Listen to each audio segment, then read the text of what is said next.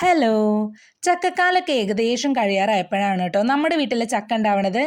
ആദ്യമായിട്ടുണ്ടായ ചക്ക നമ്മൾ പഴുപ്പിക്കാൻ ശ്രമിച്ചെങ്കിൽ അത് പഴുത്തൊന്നുമില്ല. പിന്നെ നമ്മളത് വേവിച്ചു. ഇത് രണ്ടാമത്തെ ചക്കയാണ് കേട്ടോ. അതിൽ കുറച്ചെടുത്ത് ചക്കയും കൊണ്ട് പക്കവട ഉണ്ടാക്കി തരാമെന്ന് അമ്മ പറഞ്ഞേ. അപ്പം അഖിലേട്ടന് ചക്ക വറക്കണം എന്ന് നിർബന്ധം. അഖിലേട്ടൻ്റെ സ്പെഷ്യൽ കൂട്ടുകളൊക്കെ ഉപയോഗിച്ച് വറക്കാമെന്നാണ് പറഞ്ഞത്.